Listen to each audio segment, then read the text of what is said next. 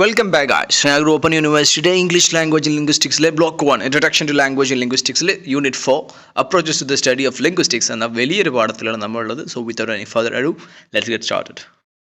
അപ്പോൾ ആദ്യം തന്നെ നമ്മൾ സിങ്ക്രോണിക് അതേപോലെ ഡയക്രോണിക് അപ്രോച്ചസ് ഈ രണ്ട് അപ്രോച്ചുകളെ കുറിച്ചാണ് പറയാനുള്ളത്. ഇത് നിങ്ങൾക്ക് ഡിഗ്രിയിലും പി ജിയിലും വരുന്ന സാധനമാണ്. ഓക്കെ, എന്താണ് സിങ്ക്രോണിക്, എന്താണ് ഡയക്രോണിക്? വളരെ സിമ്പിൾ സാധനമാണ്. സിങ്ക്രോണിക് എന്ന് പറഞ്ഞാൽ ഇപ്പോൾ ഞാൻ ഒരു വിഷയത്തെക്കുറിച്ച് പഠിക്കും. ഇപ്പോൾ ഇംഗ്ലീഷിനെ കുറിച്ച് ഞാൻ എന്ത് ചെയ്യാണ്, 2014 മുതൽ 2024 വരെയുള്ളൊരു പഠനം നടത്തായിരിക്കും. ഒരു 10 വർഷത്തെ പഠനം. ഒരു പ്രത്യേകമായ കാലം എടുത്തിട്ട് ആ കാലത്തേക്കൊരു പഠനം നടത്തുകയാണെങ്കിൽ അത് സിങ്ക്രോണിക് എന്ന് പറയും. ഓക്കെ, പ്രത്യേകമായ ഇവിടെ കണ്ടില്ലേ, linguist study language using synchronic at one time. ഒരു പ്രത്യേക ഒരു പ്രത്യേക സമയം എടുത്തിട്ട് ആ ഒരു കാലത്തെക്കുറിച്ച് ആ സംഭവത്തിൽ എന്തൊക്കെ മാറ്റങ്ങൾ ഉണ്ടായി, ഒരു പ്രത്യേക കാലത്ത് എന്തൊക്കെ ഉണ്ടായി എന്നുള്ളത് പഠിക്കുകയാണെങ്കിൽ അതിന് സിങ്ക്രോണിക് എന്ന് പറയും. ഡയക്രോണിക് പറഞ്ഞാൽ ഇപ്പോൾ ഇംഗ്ലീഷ് എന്ത് ചെയ്യാണ്, മൊത്തം ചരിത്രം എടുത്ത് പഠിക്കുകയാണ്. അപ്പോൾ കാലം മൊത്തം എടുത്ത് പഠിക്കുന്ന സമയത്ത് അത് ഡയക്രോണിക് എന്നും, ഒരു പ്രത്യേകമായ കാലം സ്പെസിഫൈ ചെയ്യുകയാണെങ്കിൽ അതിന് സിങ്ക്രോണിക് എന്നും പറയും. Synchronic examines a language element like pronunciation at a specific moment. Example 1970s Norwich ഒരു ഉദാഹരണമാണ്. ഇപ്പോൾ ഇംഗ്ലീഷ് പഠനത്തിൻ്റെ വിഷയത്തിൽ സിങ്ക്രോണിക്കിന് ഉദാഹരണം ചോദിച്ചാൽ, നോർവിച്ചിൽ 1970കളിൽ ഇംഗ്ലീഷ് ഭാഷയിൽ പ്രൊണൗൺസിയേഷനിൽ ഒരുപാട് മാറ്റങ്ങളൊക്കെ ഉണ്ടായിട്ടുണ്ട്. അപ്പോൾ അതിനെക്കുറിച്ച് 1970 നോർവിച്ചിലെ മാറ്റങ്ങൾ മാത്രം നമ്മൾ പഠിച്ചെടുക്കുകയാണെങ്കിൽ അതൊരു പ്രത്യേക സമയം പറയലാണല്ലോ. അപ്പോൾ അത് സിങ്ക്രോണിക് എന്ന് പറയും. എന്നാൽ ഡയക്രോണിക്കലോ traces language changes historically like the evolution of guy from 1605 to today. Diachronical ഉദാഹരണമാണ്, പണ്ട് ഗായ് എന്ന വാക്കായിരുന്നു, ആ വാക്ക് ഇന്ന് എങ്ങനെ എത്തി, ഇവിടേക്ക് എത്ര എത്തി എന്നുള്ളതാണ്. അപ്പോൾ 1605 വലിയൊരു ചരിത്രമാണ്. അതായത് ചെറിയൊരു കാലം പ്രത്യേകമായ ഒരു കാലമായി സ്പെസിഫൈ ചെയ്യുകയാണെങ്കിൽ സിങ്ക്രോണിക്കും, വലിയൊരു കാലം ചരിത്രം മൊത്തം എടുക്കുന്നത് പഠിച്ചിരിക്കുന്ന വലിയൊരു രീതിയിലുള്ള കാലഘട്ടമാണെങ്കിൽ അതിന് ഡയക്രോണിക് എന്നും പറയും. അപ്പോൾ diachronic study includes word origin. Example English from Angles meaning to bend. അതായത് ഡയക്രോണിക് സ്റ്റഡി എന്ന് പറഞ്ഞാൽ ചരിത്രം മൊത്തം പഠിക്കാമെന്ന് പറഞ്ഞല്ലോ. അപ്പോൾ അതിനകത്ത് നമ്മളെ ഈ ഓരോരോ വാക്കുകൾ എവിടെ നിന്ന് ഉണ്ടായി എന്ന് പഠിക്കുന്നതിലും അതിൻ്റെ ഭാഗം തന്നെയാണ്. ഓരോ വാക്കും എവിടെ നിന്ന് ഉണ്ടായിട്ടുണ്ട്, അതിൻ്റെ തുടക്കം എവിടെയാണ്, ഈ എറ്റിമോളജി പഠിക്കലും ഈ ഡയക്രോണിക്കിൻ്റെ ഭാഗം തന്നെയാണ്. ഫെർഡിനാൻഡ് സോഷ്യറാണ് ഈ അപ്രോച്ചിനൊക്കെ ഒരു തലയായിട്ടുള്ള ആൾ. സിങ്ക്രോണിക് ഡയക്രോണിക്കിൽ സിങ്ക്രോണിക് പ്രധാനമായിട്ട് സംസാരിച്ചിട്ടുള്ള ആളാണ് ഒരു ഫെർഡിനാൻഡ് സോഷ്യർ. അപ്പോൾ ചുരുക്കി പറഞ്ഞാൽ ഒരു പ്രത്യേക കാലം എടുത്തിട്ട് പറയുകയാണെങ്കിൽ അതിന് സിങ്ക്രോണിക്കും, ചരിത്രം മൊത്തത്തിൽ വലിയ രീതിയിലുള്ള സമയം എടുക്കുകയാണെങ്കിൽ അതിന് ഡയക്രോണിക് എന്നും പറയും. അപ്പോൾ സിങ്ക്രോണിക് അപ്രോച്ച് എന്ന് പറഞ്ഞാൽ നമ്മൾ എന്തായിരുന്നു, സിങ്ക്രോണിക് എന്ന് പറഞ്ഞാൽ ഒരു സിംഗിൾ പോയിന്റ് എടുക്കുന്നു അല്ലേ, studies language at A single point. ഭാഷയെ ഒരു പ്രത്യേക പോയിന്റിൽ മാത്രം എടുത്ത് പഠിക്കുമ്പോൾ അതിനാണ് സിങ്ക്രോണിക് എന്ന് പറയാം. ഇപ്പോൾ ഉദാഹരണത്തിന് ഷേക്സ്പിയറിൻ്റെ ഇംഗ്ലീഷ് ആ കാലം മുതൽ, അല്ലെങ്കിൽ ഷേക്സ്പിയറിൻ്റെ ഇംഗ്ലീഷ് പറഞ്ഞാൽ ഷേക്സ്പിയറിൻ്റെ ആ കാലം മാത്രം എടുത്തിട്ടുള്ള പഠനമാണല്ലോ. അങ്ങനെയാണെങ്കിൽ അത് എന്താണ്, സിങ്ക്രോണിക് ആണ്. അല്ലെങ്കിൽ 1970 നോർവിച്ച് സ്പീച്ച്, അതൊരു പ്രത്യേകമായ ഒരു ഗണമാണ്. എന്താ ഇപ്പോൾ 1970 നോർവിച്ച് സ്പീച്ച്? അതാണ് അടുത്ത പോയിന്റ് നോക്കുക. പീറ്റർ ട്രഡ്ഗിൽ എന്നൊരു ചങ്ങായി നോർവിച്ചിൽ സോഷ്യൽ ക്ലാസ് പ്രൊണൗൺസ്ഡ് ങ് differently marking class in gender. ങ് എന്നാണ് വായിക്കുക. അപ്പോൾ മൂപ്പർ പീറ്റർ ട്രഡ്ഗിൽ കണ്ടുപിടിച്ച എന്താണെന്ന് വെച്ചാൽ, ഈ നോർവിച്ചിൽ 1970 എന്താ സംഭവിച്ചതെന്നറിയോ? അവിടെ പീറ്റർ ട്രഡ്ഗിൽ ഒരു പഠനം നടത്തിയപ്പോൾ മനസ്സിലാക്കിയത്, ആളുകൾ അവരുടെ സ്റ്റാറ്റസ് അനുസരിച്ച് ങ് എന്നുള്ള വേർഡിൻ്റെ പ്രൊണൗൺസിയേഷൻ, ആ സൗണ്ടിൻ്റെ പ്രൊണൗൺസിയേഷൻ വ്യത്യാസപ്പെടുത്തേ. അപ്പോൾ ചിലർ ങ് എന്നാണ് നീട്ടി പറഞ്ഞാൽ കുറച്ച് പവർ അങ്ങോട്ട് കൂടുതലാണ്.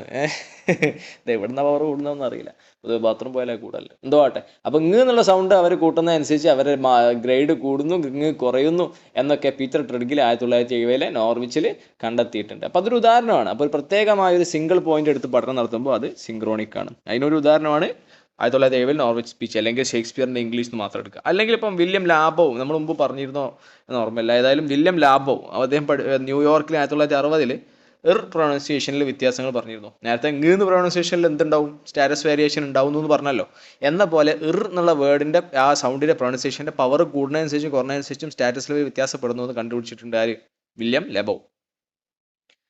അപ്പോൾ synchronic analysis explores how language elements combine to produce meaning not historical changes. അപ്പോൾ സിങ്ക്രോണിക് അനാലിസിസിൻ്റെ ഉദ്ദേശം എന്താണ് സിങ്ക്രോണൈസേഷൻ്റെ ലക്ഷ്യം എന്ന് പറയുന്നത്?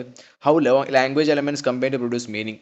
ലാംഗ്വേജിൽ ഒരുപാട് എലമെന്റ്സ് ഉണ്ട്. അതിൽ സന്ദർഭങ്ങളുണ്ടാവും, അന്നത്തെ സ്റ്റാറ്റസ് ഉണ്ടാകും, അതുപോലെ അതിലത്തെ ശബ്ദങ്ങളുണ്ടാവും. അപ്പോൾ ലാംഗ്വേജിൻ്റെ എലമെന്റ്സുകൾ ഒരുമിച്ച് കൂടി എങ്ങനെയാണ് മീനിങ് ഉണ്ടാക്കുന്നത് എന്നതിനെ കുറിച്ചാണ് പഠിക്കുക.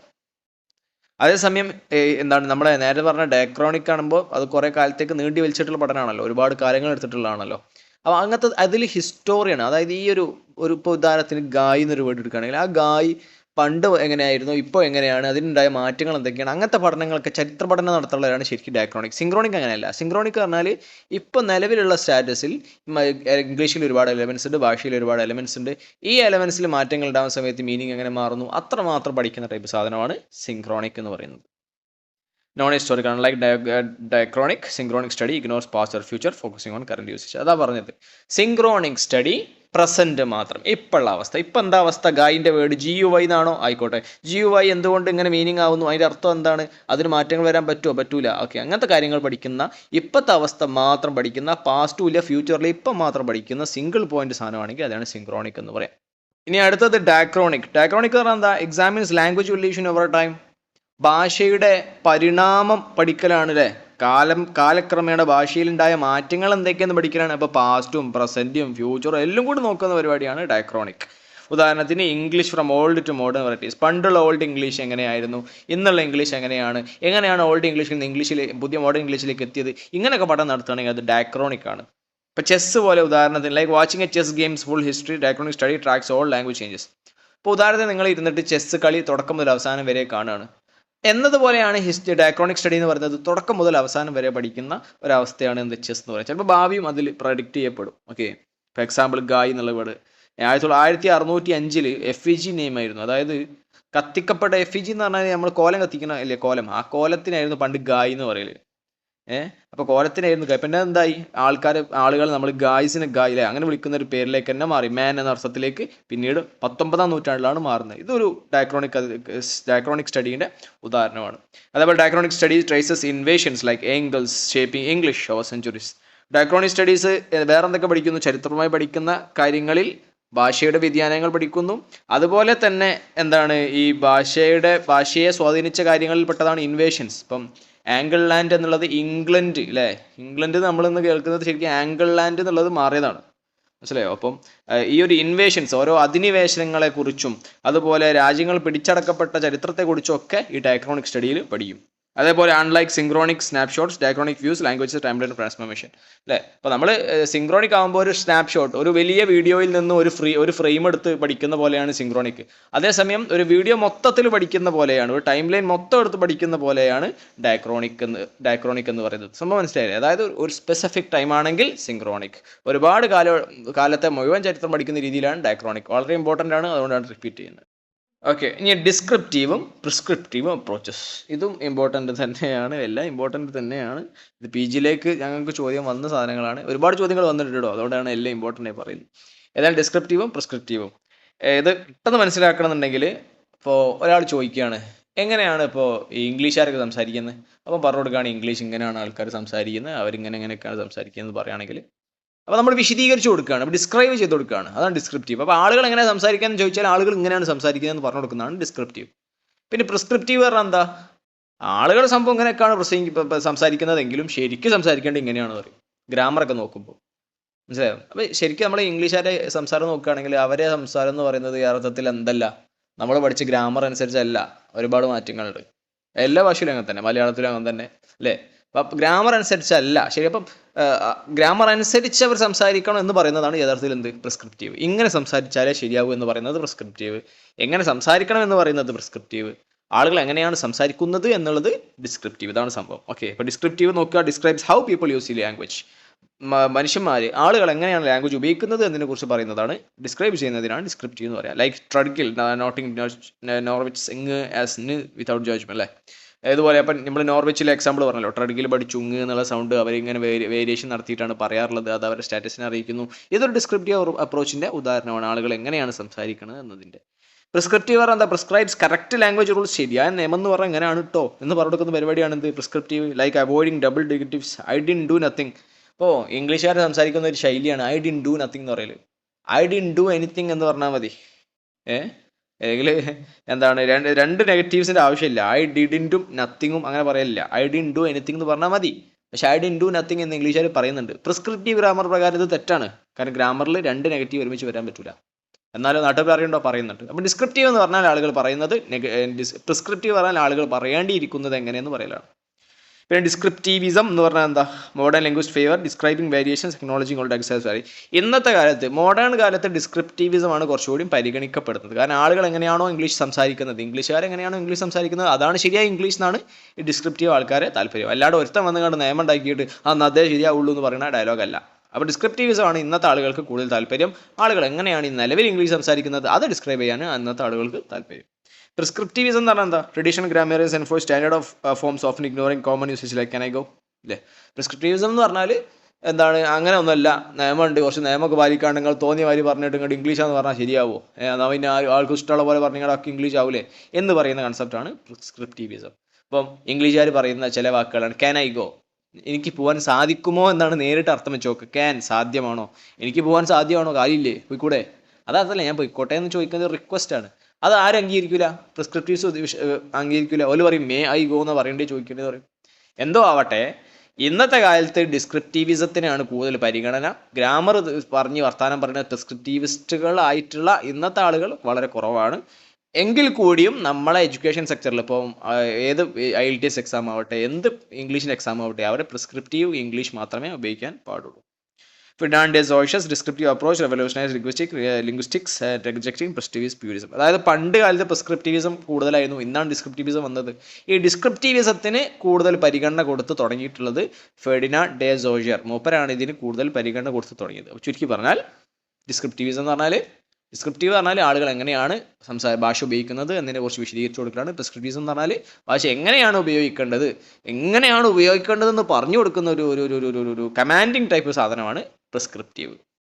അപ്പോൾ അതിൻ്റെ കുറച്ച് എക്സാമ്പിൾസ് ആണ് ഡിസ്ക്രിപ്റ്റീവും പ്രിസ്ക്രിപ്റ്റീവിൻ്റെയും. അപ്പം descriptive language study I and did nothing as A valid dialect. ഇപ്പോൾ ഡിസ്ക്രിപ്റ്റീവ് ആളുകൾ ഐ ആൻഡ് ഡിഡ് നത്തിങ് എന്ന് നാട്ടുകാർ പറഞ്ഞാൽ, ഇംഗ്ലീഷുകാർ പറഞ്ഞാൽ അതിൽ അംഗീകരിക്കും, കാരണം അവരങ്ങനെയാണ് പറയുന്നത്, അതാണ് അതിൻ്റെ ശൈലി.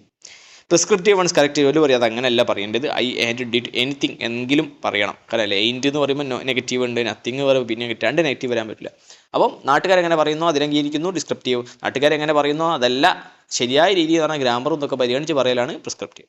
Prescriptive rules man ending sentence with prepositions. അതിന് ഒരുപാട് ഉദാഹരണങ്ങളാണ്. പ്രപ്പോസിഷൻ വെച്ച് അവസാനിക്കുന്നത് പ്രിസ്ക്രിപ്റ്റീവ് റൂൾസ്, അതായത് ഗ്രാമർ വെച്ച് നോക്കുമ്പോൾ ഈ ടു എന്നൊന്നും വെച്ച് ലാസ്റ്റ് അവസാനിപ്പിക്കാൻ പറ്റില്ല. അപ്പോൾ ഉദാഹരണത്തിന് who are you talking to എന്ന് ചോദിക്കാൻ പറ്റൂല പ്രിസ്ക്രിപ്റ്റീവ് ഗ്രാമറിൽ, അത് ഡിസ്ക്രിപ്റ്റീവ് ആളുകൾ മാത്രമേ പരിഗണിക്കുകയുള്ളൂ.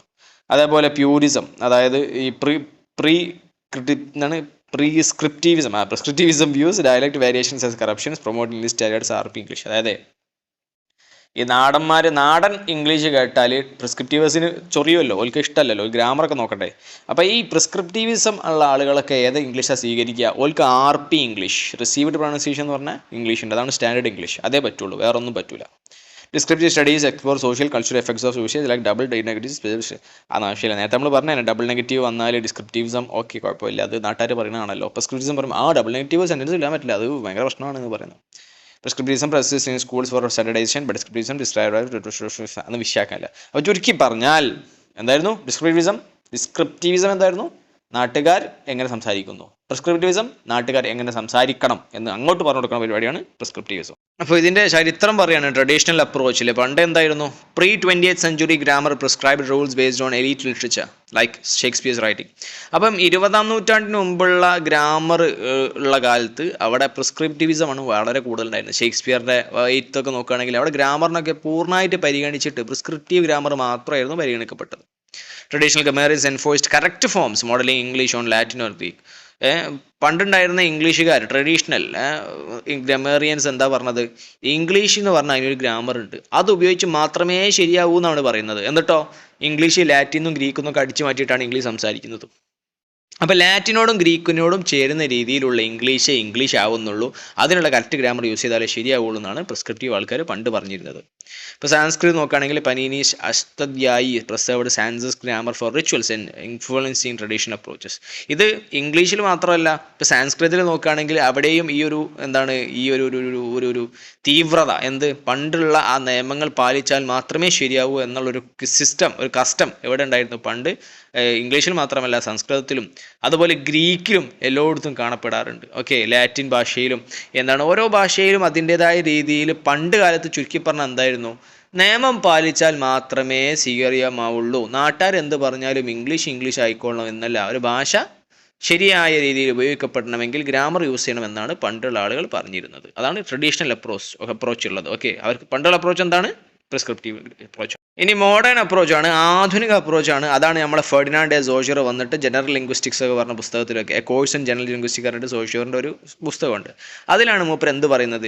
ഡിസ്ക്രിപ്റ്റീവ് ഗ്രാമറിനെ കുറിച്ച് ഡീറ്റെയിൽ ആയി പറയുന്നത്. അതിൽ ഡിസ്ക്രിപ്റ്റീവിസം വേണം. നമ്മൾ പണ്ടുള്ള പോലെ പണ്ടുള്ള ആൾക്കാർ കുറച്ച് നിയമം എഴുതിങ്ങാണ്ട് അതാണ് നിയമം എന്ന് പറയുന്ന ശൈലി പാടില്ല. ഇംഗ്ലീഷുകാർ സംസാരിക്കുന്നതാണ് ഇംഗ്ലീഷ്, അപ്പോൾ അവർ പൊതുവെ സംസാരിക്കുന്നത് എടുക്കുക. ഒരാൾ പറയുന്നത് എടുക്കണ്ട, കുറച്ച് ആൾക്കാർ ഒരുമിച്ച് ചേർന്ന് പറയുന്നത് മാത്രം എടുക്കുക. അങ്ങനെ ഡിസ്ക്രിപ്റ്റീവിസം വരണമെന്ന് ഫെർഡിനാൻഡ് ഡെ സോഷ്യർ പറഞ്ഞത് മുതലാണ് മോഡേൺ അപ്രോച്ച് ഇന്നും നിലനിൽക്കുന്നത്. അപ്പം മൂന്നാമത്തെ point, modern linguist prioritises speech over writing and like traditional focus on literature. അപ്പോൾ ഇന്നത്തെ ലിംഗ്വിസ്റ്റിക്സ്, ഇന്നത്തെ ഭാഷാ പണ്ഡിതരൊക്കെ പരിഗണിക്കുന്നത് എന്തിനെയാണ്? സ്പീച്ചിനെയാണ്, എഴുത്തിനേക്കാൾ ഉപരി. അപ്പോൾ കുറേ ആൾക്കാർ എഴുതുമ്പോൾ ചിലപ്പോൾ ഗ്രാമറൊക്കെ സെറ്റാക്കി എഴുതും, പക്ഷേ സംസാരിക്കുന്ന സമയത്ത് ഡിഫറൻ്റ് ആയിരിക്കും. അപ്പം പഴയ ലിംഗ്വിസ്റ്റുകാർ, പഴയ ഭാഷാ പണ്ഡിതന്മാർ അവരൊക്കെ എന്തിനെയായിരുന്നു ഫോക്കസ് ചെയ്യുന്നത്? റൈറ്റിങ്ങിനെയാണ് ഫോക്കസ് ചെയ്തിരുന്നത്. എന്നാൽ മോഡേൺ ലിംഗ്വിസ്റ്റുകൾ ഫോക്കസ് ചെയ്യുന്നത് സ്പീച്ചിനെയാണ്, സംസാരത്തെയാണ് ഫോക്കസ് ചെയ്യുന്നത്. അപ്പം മോഡേൺ ലിംഗ്വിസ്റ്റിൽ പെട്ട പ്രധാനപ്പെട്ട ആളാണ് നമ്മളെ നോം ചോംസ്കി. ചോംസ്കിൻ്റെ ട്രാൻസ്ഫോർമേറ്റീവ് ജനറേറ്റീവ് ഗ്രാമറൊക്കെ മോഡേൺ ലിംഗ്വിസ്റ്റ് തിയറി, അതായത് നമ്മൾ ഡിസ്ക്രിപ്റ്റീവിസം ഒക്കെ പരിഗണിച്ചുകൊണ്ടുള്ള രീതിയാണ്. അതേപോലെ modern linguist view all languages equal, rejecting notions of divine or superior languages. പിന്നെ മോഡേൺ ലിംഗ്വിസ്റ്റിൻ്റെ മറ്റൊരു പ്രത്യേകത എന്താ വെച്ചാൽ, ഇപ്പം പണ്ട് വളരെ സ്ട്രിക്റ്റ് ആയിരുന്നു, നിയമം പാലിക്കാൻ നിർബന്ധമെന്നൊക്കെ പറയുന്നത് വെച്ചാൽ ക്രിസ്ത്യൻ, മെയിനായിട്ട് ഇംഗ്ലീഷിൽ നോക്കുകയാണെങ്കിൽ ക്രിസ്ത്യൻ. അപ്പോൾ ക്രിസ്ത്യൻ ലാംഗ്വേജ് തിയറി വെച്ച് ഒറിജിൻ തിയറി വെച്ച് നോക്കുമ്പോൾ എന്താണ്, ദൈവം കൊടുത്ത ഒരു ഭാഷയും ദൈവം പേടിയുണ്ടായിട്ട് പിന്നെ സെപ്പറേറ്റ് ആക്കിയിട്ടുള്ള ഭാഷയുമാണ്. നമ്മൾ മുമ്പ് പറഞ്ഞിരുന്നു ഒറിജിൻ ഓഫ് ലാംഗ്വേജസിൽ. അപ്പം ക്രിസ്ത്യൻ തിയറി പ്രകാരം എന്താ, ദൈവികമാണ് ഭാഷ ആണോ? അവർ ക്രിസ്ത്യൻ തിയറി പ്രകാരം ദൈവികമാണ് ഭാഷ. അപ്പോൾ ആ തിയറിയെ എതിർക്കുന്ന, അതല്ല അങ്ങനെയൊന്നുമല്ല കാര്യമെന്ന് പറയുന്ന ഒരു ടീമാണ് ആര്? Modern linguistics. ഓക്കെ, അപ്പോൾ മോഡേൺ ലിംഗ്വിസ്റ്റിക് ദൈവികമാണ് ഭാഷ എന്നുള്ളതിനെ അംഗീകരിക്കുന്നില്ല. ചുരുക്കി പറഞ്ഞാൽ ട്രഡീഷണൽ ലിംഗ്വിസ്റ്റ്, നേരത്തെ നമ്മൾ പറഞ്ഞ സ്ലൈഡിൽ പറഞ്ഞ ട്രഡീഷണൽ ലിംഗ്വിസ്റ്റ് പരിഗണിക്കുന്നത് പ്രിസ്ക്രിപ്റ്റീവും, മോഡേൺ ലിംഗ്വിസ്റ്റുകൾ എന്താണ്, ഡിസ്ക്രിപ്റ്റീവുമാണ് പരിഗണിക്കുന്നത്. മോഡേൺ ലിംഗ്വിസ്റ്റുകൾക്കുള്ള പ്രത്യേകത എന്ന് പറയുന്നത് അത് ഫെർഡിനാൻഡ് ഡെ സോഷ്യർ മുതലാണ് തുടങ്ങുന്നത്. അതുപോലെ തന്നെ അവർ ഭാഷ ദൈവികമാണെന്നൊന്നും വിശ്വസിക്കുന്നില്ല. അവർ സ്പീച്ചിനെയാണ് എഴുത്തിനേക്കാൾ കൂടുതൽ പരിഗണിക്കുന്നത്. അപ്പോൾ ചുരുക്കി പറഞ്ഞാൽ നമ്മൾ പറഞ്ഞത് സിങ്ക്രോണിക്, ഡയക്രോണിക്, ഡിസ്ക്രിപ്റ്റീവ്, പ്രിസ്ക്രിപ്റ്റീവ്, പിന്നെ ട്രഡീഷണൽ, മോഡേൺ. അതിൽ സിങ്ക്രോണിക് എന്ന് പറഞ്ഞാൽ എന്തായിരുന്നു? ഒരു പ്രത്യേക സമയം എടുക്കുന്നു, വൺ ടൈം എടുക്കുന്നു, എന്നിട്ട് അതിനെക്കുറിച്ച് പഠിക്കുന്നു. ഉദാഹരണത്തിന് നോർവിച്ചിൽ 1970 ട്രഡിക്കലിൻ്റെ പഠനം അതാണ് അല്ലേ, പ്രൊണൗൺസിയേഷൻ ഡിഫറൻസിൽ അവർ സ്റ്റാറ്റസ് മാറുന്നു എന്നൊക്കെ പഠിക്കുന്ന പഠനം. ഡയക്രോണിക് പറഞ്ഞാൽ ചരിത്രം മൊത്തം എടുത്ത് പഠിക്കുക. അപ്പോൾ ഗായ് എന്ന വേർഡ് 1605 മറ്റൊരർത്ഥമായിരുന്നു, ഒരു കോലം എന്നർത്ഥമായിരുന്നു. ഇന്നിപ്പം അതൊരു ആൾക്ക് വിളിക്കുന്ന പേരായി, അതാണ് മോഡേണൈസേഷൻ. ഡിസ്ക്രിപ്റ്റീവ് പറഞ്ഞാൽ ആളുകൾ എങ്ങനെയാണ് ഭാഷ സംസാരിക്കുന്നത് എന്നതിനെക്കുറിച്ച് പറയുന്നതാണ്. എന്നാൽ പ്രിസ്ക്രിപ്റ്റീവ് പറഞ്ഞാൽ ആളുകൾ എങ്ങനെ സംസാരിക്കണം, ഗ്രാമറൊക്കെ പാലിച്ച് പണ്ടാറടങ്ങി പഠിക്കണം എന്നാണെങ്കിൽ അതാണ് പ്രിസ്ക്രിപ്റ്റീവ്. പിന്നെ ട്രഡീഷണൽ അപ്രോച്ച് എന്തായിരുന്നു? പണ്ടുള്ള ആളുകൾക്കൊക്കെ പ്രിസ്ക്രിപ്റ്റീവ് തന്നെ വേണം, വേറെ ഒന്നും ശരിയാവില്ല ഇനി. എന്നാൽ മോഡേൺ അപ്രോച്ച് ഫെർഡിനാൻഡ് ഡെ സോഷ്യറൊക്കെ വന്നിട്ട് അങ്ങനെ നിയമമൊന്നും പാലിക്കണം എന്നല്ല വേണ്ടത്. ഇംഗ്ലീഷുകാരാണെങ്കിൽ ഇംഗ്ലീഷുകാർ സംസാരിക്കുന്ന ഭാഷയാണ് നമ്മൾ പരിഗണിക്കുന്നത്. അപ്പോൾ അവരുടെ സംസാര ഭാഷ എങ്ങനെയാണോ അതിനെക്കുറിച്ചാണ് പഠിക്കേണ്ടത് എന്ന് പറഞ്ഞ് മുമ്പ് വന്നപ്പോഴാണ് ഡിസ്ക്രിപ്റ്റീവ് ഗ്രാമർ മോഡേൺ ലിംഗ്വിസ്റ്റുകൾ അംഗീകരിക്കാൻ തുടങ്ങിയത്. ഇത് വളരെ ഇമ്പോർട്ടൻ്റ് ആയ പാഠമാണ്. എല്ലാവരും ഇത് മനസ്സിൽ ഓർത്ത് വെച്ച് അതിലുള്ള ഓരോ ഭാഗങ്ങളും, ഇപ്പോൾ ഇതാകെ വളരെ സിമ്പിളാണ്, ആകെ 5-6 പോയിൻ്റേ പഠിക്കാനുള്ളൂ. ഈ 6 പോയിന്റ് മനസ്സിൽ ഓർത്ത് വെക്കുക. പരീക്ഷയ്ക്ക് ഏതായാലും 3-ൽ 1 അല്ലെങ്കിൽ 2 ക്വസ്റ്റ്യനെങ്കിലും വരാൻ സാധ്യതയുണ്ട്. So until next time, till then bye, take care.